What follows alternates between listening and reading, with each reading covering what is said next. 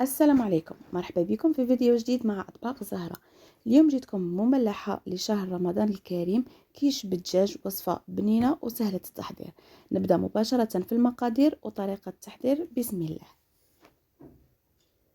على النار نحط طاجين يسخن، نحط فيه القليل من الزيت، ونحط كمية من البصل اللي كنت ربيته ولا قطعوه قطع صغار. هنا البصل استعملت حوالي 2 حبات كبار. نحط مع البصل صدر الدجاج، نغطي الطاجين ونخليهم يتقلوا حتى يذوب البصل كما راكم تشوفوا. الآن نزيد التوابل: ملعقة صغيرة ملح، القليل من الفلفل الأسود، سكنجبير والزعفران.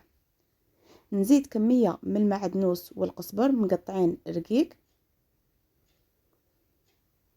نخلط الكل مع بعض ونمرق بزوج كيسان ماء. هذا الكاس الأول ونزيد الكاس الثاني.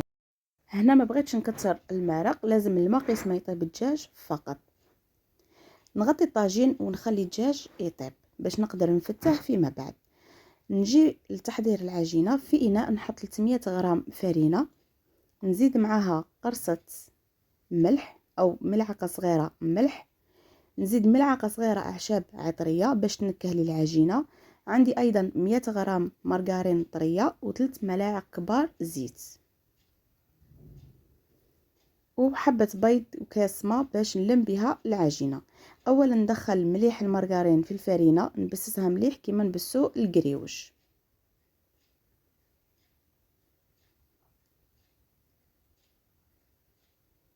هنا بعد ما دخلت مليح المارغرين في الفرينة نضيف لها حبة البيض،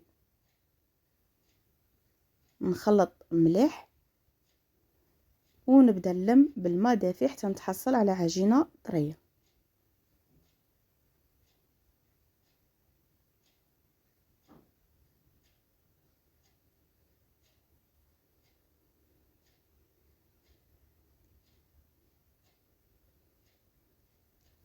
ها هي العجينة اللي تحصلت عليها، راهي طرية. نحط العجينة في غلاف شفاف وندخلها للثلاجة ترتاح من ربع ساعة حتى لساعتين.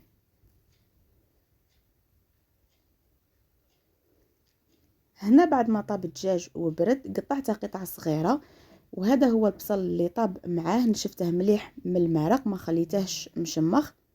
نخلطهم مع بعض ونضيف للدجاج كاس كريمة سائلة للخليط باش ما يجينيش ناشف كي طيب، ونزيد كمية صغيرة من الجبن المبشور.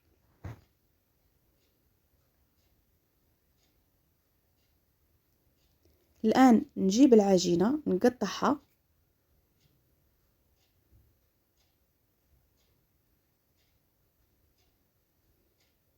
ونحلها شوية رقيقة، قيس 0.5 سنتيم.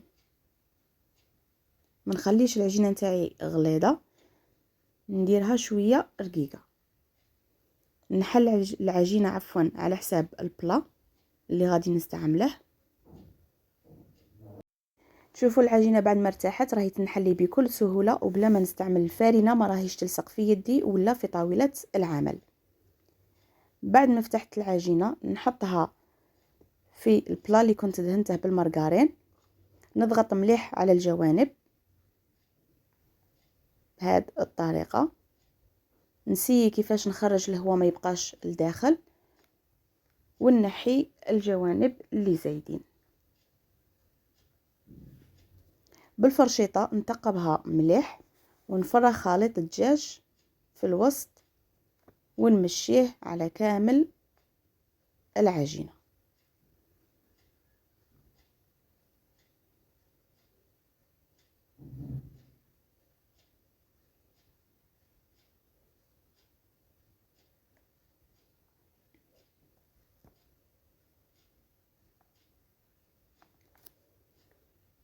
ومن الفوق نحط جبن مبشور.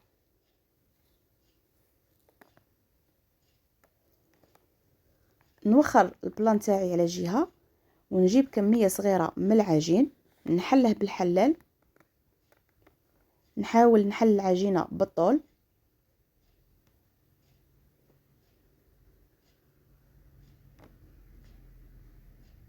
بهذا الشكل ونقطع قطع طوال. هاد القطع باش نزين بهم الكيش من الفوق.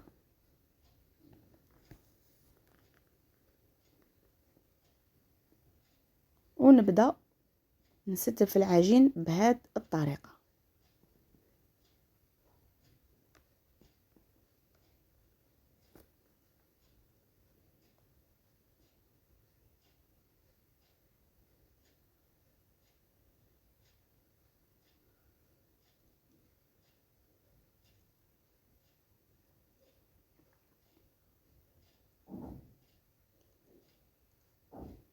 بعد ما شكلت العجين بالطول، الآن نحكس في العجين ونشكل مقيرطات صغار ولا مربعات على حساب الشكل اللي تبغوه.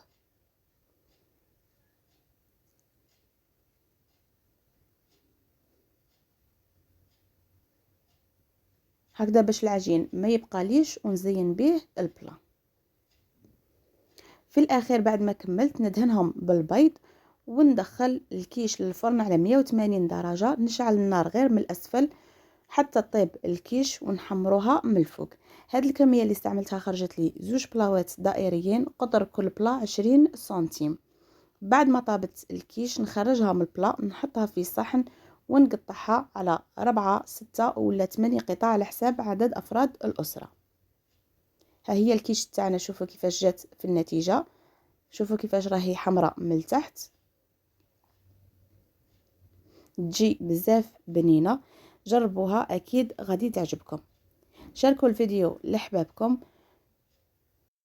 الى فيديو جديد من وصفات رمضان. سلام.